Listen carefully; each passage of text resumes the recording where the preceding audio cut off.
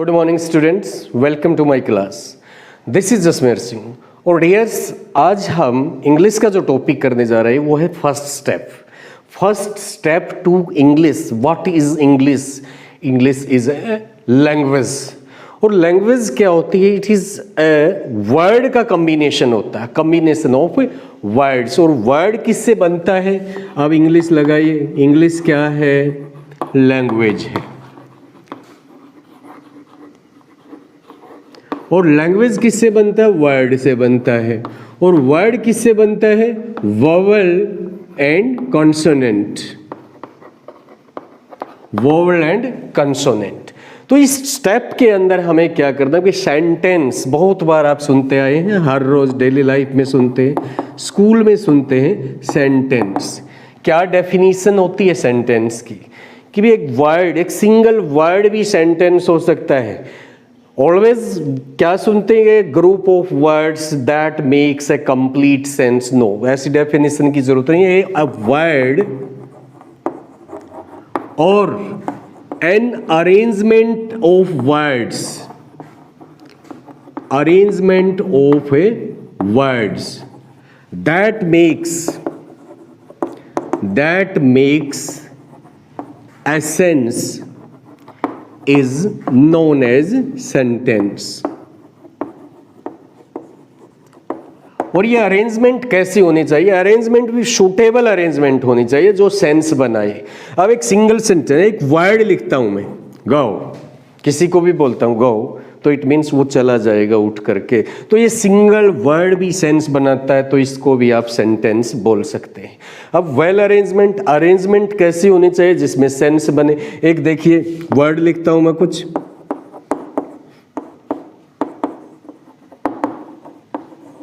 Is, तो group of words तो यहां पर भी है, बुक है, दिस है, माई है, इज है, but it is not a sentence. Sentence नहीं है। बिकॉज क्यों नहीं है सेंटेंस? इसकी सेंस नहीं बनती। वेल अरेंजमेंट करेंगे, इनको अरेंजमेंट अच्छी तरह से अरेंज कीजिए। This is my book. अब क्या है ये? अब एक ये सेंटेंस बन चुका है क्योंकि इसने अपनी सेंस कंप्लीट बना दी है। Senseful group of words is known as sentence, या single word that makes a sense is known as sentence. इसके बाद में हमें क्या करना है? सेंटेंस कि भी किस चीज से बनता है? वर्ड से, वर्ड के कॉम्बिनेशन को या एक सिंगल वर्ड को सेंटेंस बोलते हैं। हम डिवाइड करेंगे इसको अच्छी तरह से सीखने के लिए। सेंटेंस को आप पार्ट्स में डिवाइड कर दीजिए। अपना अपना मेथड होता है, कोई कोई मेथड अपनाता है। Every teacher has his own method. Subject,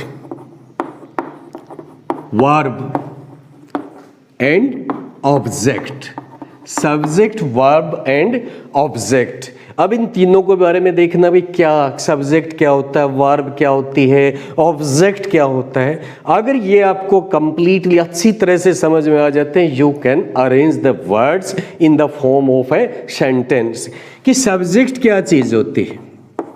what a subject is, what is the definition of a subject?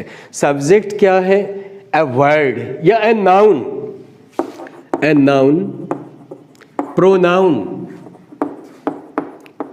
और ए नाउन फ्रेज। फ्रेज क्या होता है? फ्रेज होता है ग्रुप ऑफ वर्ड्स होता है। और नाउन फ्रेज क्या होता है? जिसमें नाउन हो ग्रुप ऑफ वर्ड्स में, उसको नाउन फ्रेज बोलते हैं। वर्ब इंक्लूड नहीं होती, तो इसको noun phrase. A noun, a pronoun और a noun phrase representing a person, representing a person or a thing that performs the action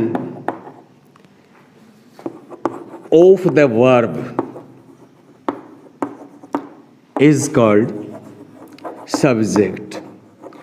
कि भी एक नाउन होता है। नाउन क्या होता है? नेमिंग वर्ड्स को नाउन बोलते हैं।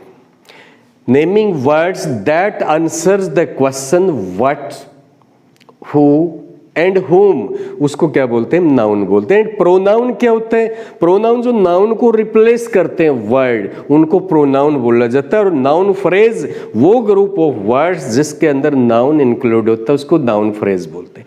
और ये क्या होने चाहिए, एक पर्सन को या किसी चीज को रिप्रेजेंट करते हैं और वो क्या करता है, उस वर्ब के काम को, वर्ब के एक्शन को करता है, वो वर्ड सब्जेक्ट कहलाता है। अब एक सेंटेंस देखिए, Riya wrote a book, Riya wrote a book. तो यहां पर क्या है, वर्ब है आपकी रोट, राइट, रोट, रिटन। तो ये रोट का जो कार्य है, राइटिंग का जो काम है, किसने किया, रिया ने। रिया क्या है, पर्सन है। पर्सन है तो क्या, नाउन है, because name of a girl, किसी लड़की का नाम है और लड़की का नाम है तो प्रॉपर नाउन है। तो वो वर्ड या वो नाउन जो वर्ब के काम को करता है उसको क्या बोलते हैं, सब्जेक्ट। एक और डेफिनेशन आएगी यहां पर हमारी, the doer of the work, the doer of the work is called subject, काम को करने वाला। ये जो सेंटेंस एग्जाम्पल हमने आपको दिया था, रिया रोट ए बुक, काम को करने वाला। डू का मीन क्या होता है, करना, डूअर करने वाला। जो रोट का काम किसने किया, रिया ने। तो हियर जो रिया है ये क्या है, सब्जेक्ट। एक और डेफिनेशन आएगी, ये तो हमने बोल दिया, भाई नाउन हो, प्रोनाउन हो या नाउन फ्रेज हो जो किसी वर्ब के काम को करता है। दूसरा बोला डूअर ऑफ द वर्क, किसी काम को करने वाला सब्जेक्ट होता है। लेकिन मैं अब कहता हूं the chalk is white, the chalk is white, ये चौक सफेद है। चौक ने तो कोई काम नहीं किया, तो फिर इसको कैसे सब्जेक्ट का। एक और डेफिनेशन हमारे पास यहां पर है और वो क्या है, the word about which something is said is also called noun, is also called subject. कि भाई वो वर्ड, मैंने बोला आपको Mark, the chalk is white, chalk के बारे में बोला गया, चौक ने कोई काम नहीं किया है। फैन के बारे में द फैन इज वाइट, तो वो काम नहीं करने वाले, उनके बारे में बोला जाता है। तो जिसके बारे में कुछ बोला गया हो उस वर्ड को भी सब्जेक्ट बोलते हैं। और मेन इंपॉर्टेंट, सबसे इंपॉर्टेंट नोट क्या है इसमें, वो आपने देखना है, जो भी हमारा सब्जेक्ट है, it answers the question, it answers the question what और हु। व्हाट मीन क्या और हु कौन। एक एग्जाम्पल यहां पर लिखते हैं, द चौक इज वाइट। अब इसमें हमने देखना सब्जेक्ट क्या है। First sentence, Riya wrote a book. मैंने आपसे क्वेश्चन पूछा, who wrote a book, who wrote a book, किसने लिखी बुक। आपका आंसर क्या हुआ, रिया। तो हु का आंसर किसने दिया, रिया ने। और जो हु का आंसर देते हैं उनको क्या बोलते हैं, सब्जेक्ट। यहां पर क्या था, chalk is white. What is white, क्या है वाइट, चौक। तो जो व्हाट और हु का आंसर देते हैं उन वर्ड्स को क्या कहते हैं, सब्जेक्ट। वो नाउन होना चाहिए, प्रोनाउन होना चाहिए या फिर noun phrase. Now come to verb, what a verb is. और इंग्लिश का अगर बैकबोन बोला जाता है इंग्लिश ग्रामर का, तो वो वर्ब होता है। यूज, अगर वर्ब का यूज आपको अच्छी तरह से करना आ जाता है, इट मीन्स दैट आप इंग्लिश अच्छी तरह से सीख जाएंगे। Verb, what a verb is. अब ये वर्ब क्या होता है ये हमें देखना है। इट या a verb tells us what someone or something does, कि ये बताता है कोई आदमी है या कोई चीज है वो क्या करता है, उसको क्या बोला जाता है, वर्ब बोला जाता है। डेफिनेशन क्या होगी, a word which expresses an action, event or the state state is called verb. अब ये एक्शन क्या, जैसे ईट का है, सी इज ईटिंग एन एप्पल, क्या कर रही है वो, ईट कर रही है, तो ईट एक्शन को जो शो करता है। इवेंट है, जो कुछ भी घटना घटती है उसको बोलते हैं। स्टेट, यहाँ पर ये स्टेट नहीं जो हरियाणा, पंजाब, हिमाचल, राजस्थान बोलते हैं, नो। स्टेट मीन्स उसकी अवस्था, स्थिति उसकी क्या है, जो वर्ड इन चीज़ों को शो करता है उस वर्ड को बोला जाता है वर्ब बोला जाता है। एक एग्जाम्पल देखिए उसके कुछ, सी इज ईटिंग एन एप्पल। एक और एग्जाम्पल ले लीजिए, the accident took place at 7 PM yesterday। और एग्जाम्पल ले लीजिए कोई भी स्टेट के बारे में, हमारा सिटी का क्या नाम है, जिंद। जिंद is a small city, Jind is a small city. कि भी जिंद एक छोटा सा शहर है, जिंद की स्टेट बता दी उसने, कैसी अवस्था है। ऊपर वाले में फर्स्ट एग्जांपल में क्या किया, she is eating an apple, what she is doing, what she is doing with the apple, apple के साथ वो क्या कर रही है, उसको खा रही है, ईटिंग, यहाँ पर ये भी वर्ब है। Accident took place at 7 PM yesterday, क्या हुआ, एक्सीडेंट हैपन हुआ।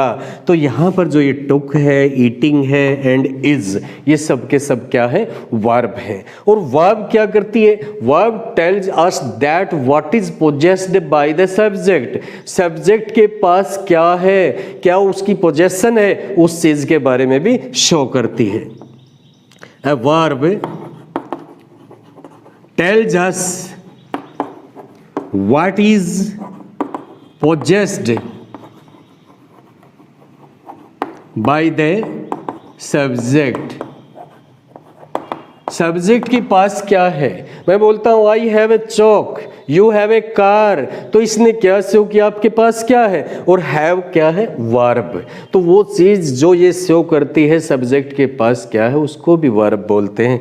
ही हैज ए कार, यहाँ पर किसने शो किया, पोजेशन को, हैज ने, तो इसलिए ये हैज क्या यहाँ पर वर्ब है।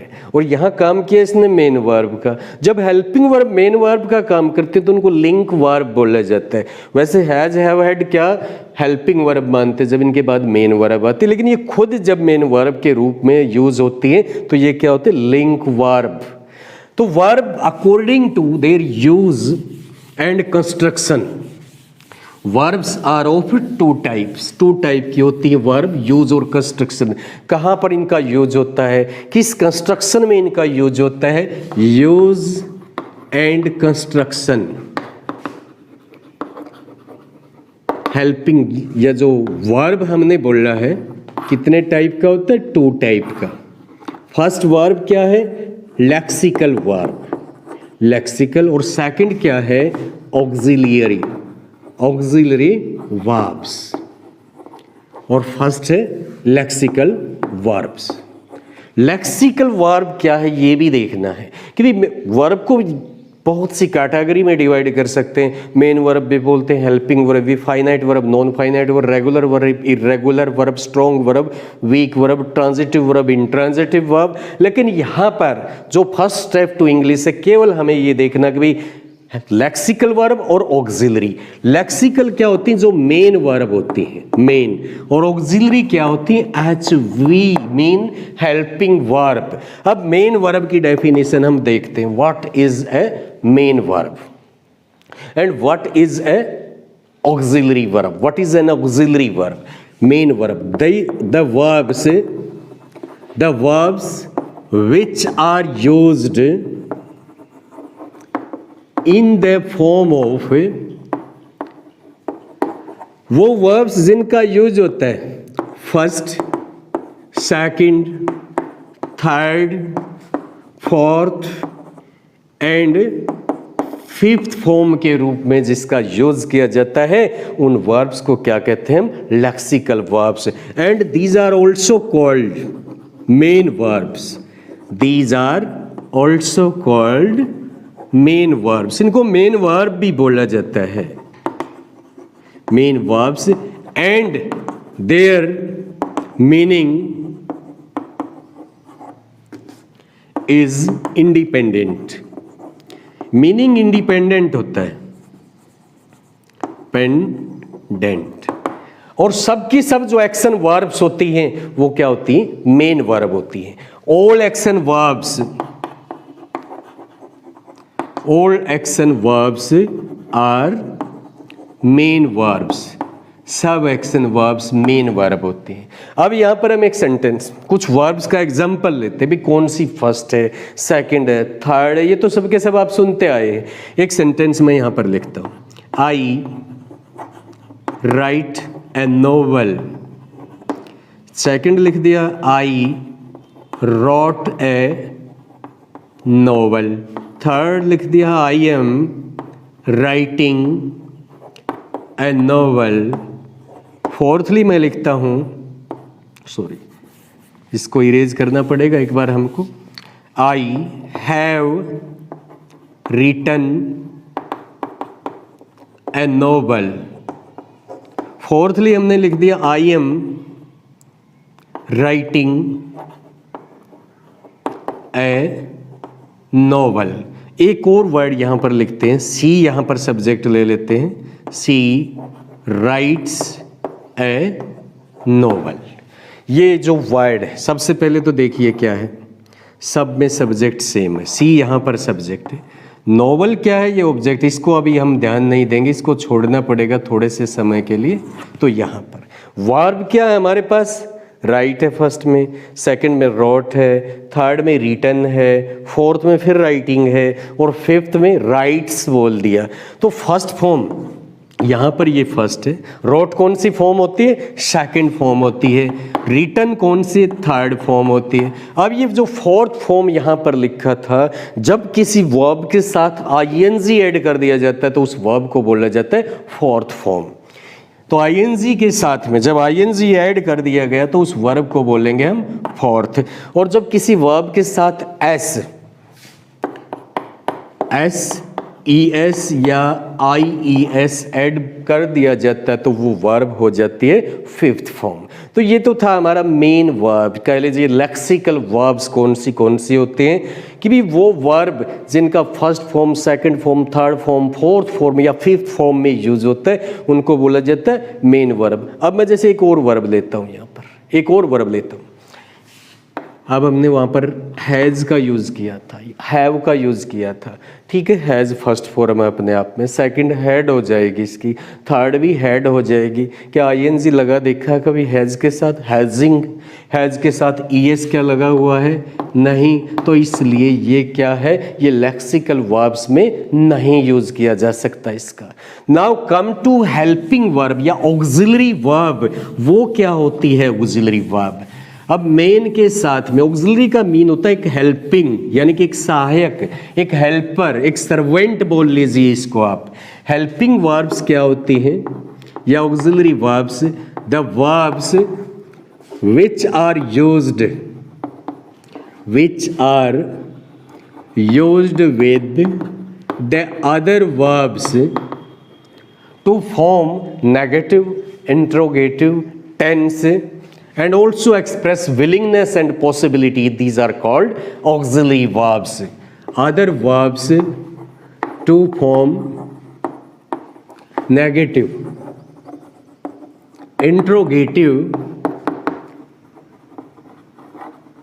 interrogative tenses and also express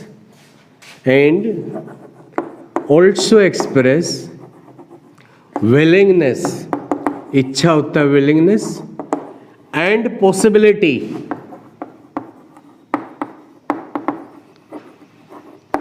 are called auxiliary verbs. उनको auxiliary verb बोलते हैं कि वो verbs, क्योंकि नेगेटिव कोई भी सेंटेंस बनाते हैं without helping verb we can not make. एक सेंटेंस नेगेटिव बनाना, इंटरोगेटिव बनाना है, या फिर कोई भी, हमारे पास टेंस हैं 3 टाइप्स के होते हैं और उनको सब पार्ट्स उनके देखे जाए तो कितने होते हैं 12, और 12 में से 2, और वो भी ओनली अफर्मेटिव, नॉट नेगेटिव और इंट्रोगेटिव। अफर्मेटिव में तो मेन ही वर्ब यूज होती है, हेल्पिंग वर्ब नहीं यूज होती, लेकिन अगर नेगेटिव या इंट्रोगेटिव बनाएंगे तो without helping verb we can not use them as negative और इंट्रोगेटिव। इंट्रोगेटिव नहीं बनाया जा सकता। तो क्या बोला यहाँ पर, हेल्पिंग वर्ब या ऑक्सिलरी वर्ब्स, दो दूसरी वर्ब के साथ यूज हो करके नेगेटिव सेंटेंस, इंट्रोगेटिव है, टेंस है, या विलिंगनेस या पॉसिबिलिटी को शो करते हैं, एक्सप्रेस करती हैं, उन वर्ब्स को बोला जाता है auxiliary verbs. According to use and construction, जो यूज है इनका और कंस्ट्रक्शन है, बनावट है, auxiliary verbs are of 3 types. ये 3 टाइप्स की होती हैं ऑक्सिलरी वर्ब्स, और वो 3 टाइप्स की कौन कौन सी होती हैं वो अब हमें देखना है। ऑक्सिलरी वर्ब्स 3 टाइप की, प्राइमरी ऑक्सिलरी वर्ब्स, प्राइमरी, उसके बाद क्या आएगा मॉडल ऑक्सिलरी वर्ब्स, और थर्ड में क्या यूज होगा, marginal auxiliary verbs, marginal auxiliary verbs. Primary auxiliary verbs कौन सी होती है, वो वर्ब्स जो टेंस फॉर्मेशन में जिनका यूज किया जाता है उनको प्राइमरी ऑक्सिलरी वर्ब्स बोला जाता है। One by one now we are going to do auxiliary verbs. Primary auxiliary verbs, primary auxiliary verbs क्या क्या होती हैं ये बोलिए, do, does, did, be, is, am, are, was, were, been भी इसको ले लीजिए, being, has, have and had. इनको हम कैटेगराइज कर सकते हैं, प्राइमरी ऑक्सिलरी वर्ब बोलते हैं, जो वर्ब टेंस फॉर्मेशन में यूज किया जाता है। सेकेंडली क्या बताया आपको, मॉडल ऑक्सिलरी वर्ब्स, कि वो वर्ब्स जो किसी मेन वर्ब के मूड को डिसाइड करती हैं उनको बोला जाता है modal auxiliary verbs. And there are 13 main modal auxiliary verbs in English grammar, will, would, shall, should, can, could, may, might, must, ought to, need, dare and used to।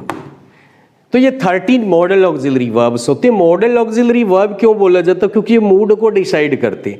मैं 1-2 example लेता हूं और वो देखिए आप, एक सेंटेंस मैंने लिख दिया भाई, I can do this work.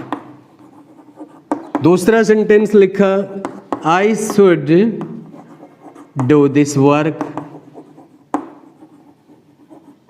Subject दोनों में सेम है, मेन वर्ब दोनों में सेम है, ऑब्जेक्ट दोनों में सेम है, तो चेंज क्या है दोनों में, कैन और शुड का। एक का सेंटेंस क्या, मैं ये काम कर सकता हूँ, मेरी एबिलिटी और कैपेसिटी शो की गई है। सेकंड सेंटेंस क्या, I should do this work, मेरे को ये काम करना चाहिए, ये क्या मेरी रिस्पॉन्सिबिलिटी। तो किसने मूड डिसाइड किया, कैन और शुड ने। तो इसीलिए इनको बोला जाता है मॉडल ऑक्सिलरी वर्ब्स। अब तीसरा जो टाइप आता है हमारा, वो होता है marginal auxiliary verbs. Marginal, margin क्या होता है, एज, किनारा, मार्जिनल ऑक्सिलरी वर्ब्स। मार्जिनल जो वर्ब्स मेन वर्ब में भी यूज होती हैं और हेल्पिंग वर्ब में भी यूज होती हैं, यानी कि ड्यूअल फंक्शन होता है जिनका, उनको बोला जाता है मार्जिनल ऑक्सिलरी वर्ब्स। और उसमें 3 वर्ब आपकी आती हैं, यूज, डेयर और need, are called marginal auxiliary verbs. अब नीड, यूज्ड, यूज्ड टू हमने क्या मॉडल ऑक्सिलरी वर्ब में बोला, डेयर और नीड भी मॉडल ऑक्सिलरी वर्ब, लेकिन जब ये मेन वर्ब का काम करती है, कि भी मेन वर्ब का काम करने लगती हैं तो इनको बोला जाता है मार्जिनल ऑक्सिलरी वर्ब्स। कि जैसे there is a great variety of auxiliary verbs in English grammar. English grammar में बहुत वैरायटी है ऑक्सिलरी वर्ब्स की। जैसे डू है, डू ले लेते हैं, डू के बाद एक बी का भी यूज करेंगे कि भी डू का नेगेटिव और इंट्रोगेटिव जो फाइनाइट फॉर्म होती हैं डू की, वो नेगेटिव और इंट्रोगेटिव बनाने में यूज किया जाता है। कि जब प्रेजेंट इंडेफिनिट टेंस का यूज होता है तो डू हेल्पिंग वर्ब यूज होती है। अब बी की 3 फॉर्म होती है। एक तो बेस फॉर्म तो खुद अपने आप में बी होता है। फर्स्ट फॉर्म क्या होती है इसकी, is am are. Second form क्या होता है, वोज एंड वर। और थर्ड फॉर्म क्या होती है, बीन। तो तीनों का ही तो यूज किया जाता है टेंस फॉर्मेशन में। तो बी और do negative, interrogative, passive sentence बनाने में या कंटिन्यूअस टेंस बनाने में बी की फॉर्म का यूज किया जाता है। अब ये फाइनाइट और नॉन फाइनाइट का जो हमने एक वर्ड बोला आपके सामने कि ये क्या चीज होती है, finite and non finite. Finite and non finite भी वर्ब होती है, वर्ब होती है। यहां पर लिखते हैं हम नॉन फाइनाइट। वर्ब कौन सी कर रहे हैं, ऑक्सिलरी वर्ब। ऑक्सिलरी वर्ब अभी बोला आपके सामने, इधर लिख दिया फाइनाइट, नॉन फाइनाइट, और यहां पर हम बोलते हैं फाइनाइट। कि फाइनाइट तो वो होते हैं जो सब्जेक्ट के नंबर और पर्सन के अकॉर्डिंग चेंज हो जाती हैं, उनको कहते हैं फाइनाइट वर्ब। और जो सब्जेक्ट के नंबर, पर्सन या टेंस के अकॉर्डिंग जो वर्ब चेंज नहीं होती, एज इट इज रहती, उनको बोला जाता है नॉन फाइनाइट वर्ब। 3 टाइप में इनको डिवाइड करेंगे नॉन फाइनाइट में, infinitive, present participle, present participle, और थर्डली क्या बोलेंगे इसको, पास्ट पार्टिसिपल, पास्ट पार्टिसिपल। अब इन्फिनेटिव क्या होता है, वर्ब फर्स्ट को इन्फिनेटिव बोला जाता है। इन्फिनेटिव का मीनिंग ही वर्ब फर्स्ट होता है। 2 टाइप्स के होते हैं, to infinitive and bare infinitive.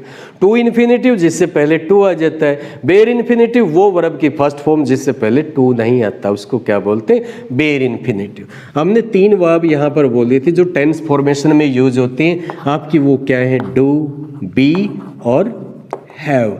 और बी को अब यहाँ पर डू है। प्रेजेंट पार्टिसिपल का मीन क्या होता है, verb first plus ING. Past participle का मतलब होता है वर्ब थर्ड। अब डू, डू के साथ आईएनजी लगा सकते हैं। थर्ड फॉर्म डू की क्या हो गई, डन हो गई। तो in the same way be, be के साथ आईएनजी लगाएंगे बीइंग, और यहां पर क्या हो जाएगा, बीन। हैव, हैव के साथ आईएनजी लगाएंगे हैविंग, और यहां पर पास्ट पार्टिसिपल क्या, हैड। इसके अंदर हैज को इंक्लूड नहीं कर सकते। क्यों नहीं कर सकते, क्योंकि हैज के साथ आईएनजी नहीं लगा सकते, इसलिए नहीं इंक्लूड करेंगे। सेम वे में डज को भी नहीं यूज कर सकते, डज के साथ तो आईएनजी नहीं लगा देखा कभी भी, डू के साथ लगा सकते। तो ये 3 वर्ब्स हैं जो नॉन फाइनाइट फॉर्म हैं हेल्पिंग वर्ब्स की। अब फाइनाइट पे आ जाइए जो अकॉर्डिंग टू टेंस के चेंज होती है। यहाँ 2 ही फॉर्म बनाएंगे हम इसकी, प्रेजेंट फॉर्म और इधर क्या होगा, पास्ट फॉर्म। सेम इनको भी यहाँ पर यूज कर सकते हैं।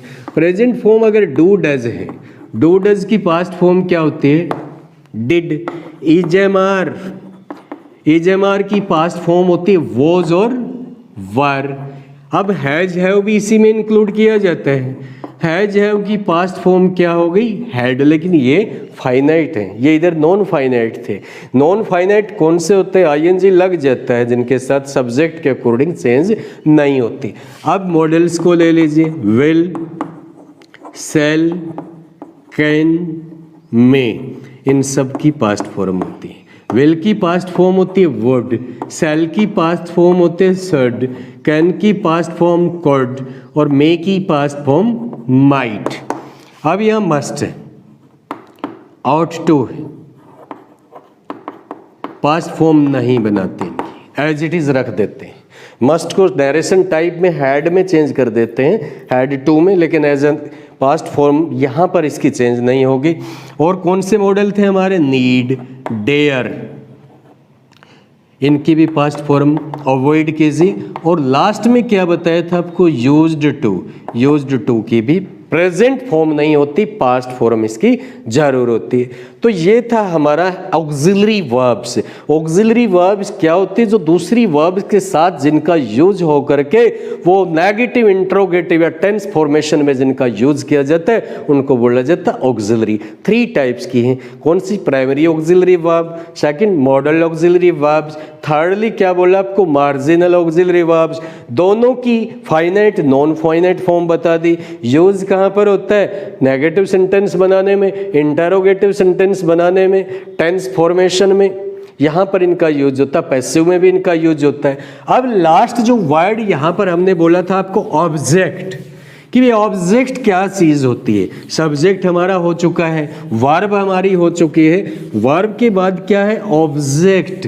What an object is. Object क्या होता है, इसकी डेफिनेशन देखते हैं। ए वर्ड कह लीजिए, लेकिन ये भी नाउन या प्रोनाउन होगा या नाउन फ्रेज होगी। A word to which an action, thought और feeling is directed. Feeling is directed. एक ऐसा वर्ड जिसकी तरफ कोई कार्य, कोई थॉट, कोई विचार हमारा, कोई फीलिंग्स जिसकी ओर डायरेक्ट किया जाता है, भेज दिया जाता है, ट्रांसफर कर दिया जाता है, चेंज ओवर कर दिया जाता है, उस वर्ड को बोला जाता है ऑब्जेक्ट बोलते हैं इसको। It answers the question. ये एक क्वेश्चन का आंसर देता है। जिस प्रकार सब्जेक्ट ने हमें क्वेश्चन का आंसर दिया था व्हाट और हु का, तो ऑब्जेक्ट किसका आंसर देगा? सेम वे में what and home. What mean क्या, होम का मीन आप लगा सकते हैं किसे। तो जो होम या व्हाट का आंसर देता है उस वर्ड को बोला जाता है object. It involves in the action, ये शामिल होता है। It involves in the action either directly, physically और मेंटली बेटर रहेगा आपके लिए। फिजिकली या मेंटली, मानसिक रूप से या शारीरिक रूप से जो वर्ड किसी एक्शन में शामिल होता है उस वर्ड को बोला जाता है ऑब्जेक्ट। फिजिकली और मेंटली। अब एक सेंटेंस बोलते हैं। She played hockey, we informed the police. अब यहां पर हमारे पास 2 एग्जाम्पल्स हैं, 2 सेंटेंसेज हैं हमारे पास यहां पर। तो इन सेंटेंसेज में क्या करना है कि ऑब्जेक्ट की जनरली पोजीशन हमने कहां पर लिखी थी? एंड में। एंड पोजीशन होती है, सब्जेक्ट की फ्रंट पोजीशन होती है कि भी एंड पोजीशन होनी चाहिए। आंसर दे वो क्या और किसे का, उसको क्या कहते हैं? ऑब्जेक्ट। सी प्लेड हॉकी, ये तो दोनों सब्जेक्ट है। यहां पर ये वर्ब है, इसका अभी नहीं पता है हमें, ये देखना है। व्हाट डिड सी प्ले, क्या खेली वो? हॉकी। आंसर किसने दिया? हॉकी ने, इसलिए ये ऑब्जेक्ट है। We informed the police, whom we informed, किसको इन्फॉर्म किया हमने? किसको इन्फॉर्म किया? पुलिस को। और होम का आंसर देता है तो उस वर्ड को भी क्या बोला जाता है? ऑब्जेक्ट बोला जाता है। अब ये ऑब्जेक्ट है 2 टाइप्स का होता है। विद इन 1 और 2 minutes we are going to close our lecture कि 2 टाइप्स का होता है। एक तो होता है डायरेक्ट ऑब्जेक्ट और दूसरा क्या होता है? Indirect object. इनडायरेक्ट ऑब्जेक्ट जो किसी काम से अफेक्टेड डायरेक्टली अफेक्ट होता है, इसके ऊपर इनडायरेक्ट इफेक्ट पड़ता है। इनडायरेक्टली अफेक्टेड, तो उस इनडायरेक्ट इफेक्ट पड़ता है उसको तो बोलते हैं डायरेक्ट ऑब्जेक्ट। इनडायरेक्टली इफेक्ट पड़ता है जिसके ऊपर उसको बोलते हैं इनडायरेक्ट ऑब्जेक्ट। लेकिन इनडायरेक्ट ऑब्जेक्ट जहां तक मैं बताता हूं कि ह्यूमन बीइंग के लिए, अगर ह्यूमन बीइंग है, ही सी हिम है, हर है, मी है, देम है, वो सब के सब इनडायरेक्ट ऑब्जेक्ट होते हैं। मैं 2 सेंटेंसेस लिखता हूं यहां पर। सी बॉट हर मदर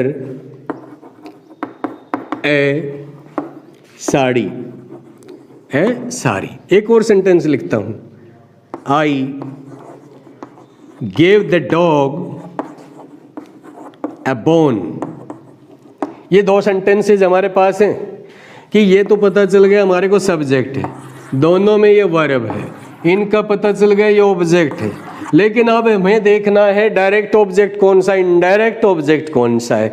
अब वर्ब से कि डायरेक्टली एक्शन का प्रभाव पड़े, वर्ब ही तो एक्शन होता है ना। बॉट, बाई, खरीदना, बॉट खरीदा, भी क्या खरीदा, हर मदर या ए साड़ी, क्या खरीदा, ए साड़ी। तो ए साड़ी क्या है यहां पर, डायरेक्ट ऑब्जेक्ट। सेकंड वाले में गेव का संबंध डॉग से या बोन से, क्या दिया, क्या दिया, ए बोन। ए बोन क्या है यहां पर, डायरेक्ट ऑब्जेक्ट। जो इसके अलावा रहता है वो क्या है, indirect object. This is all about subject, verb and object. Best of luck for tomorrow, meet again in the next lecture. Thank you.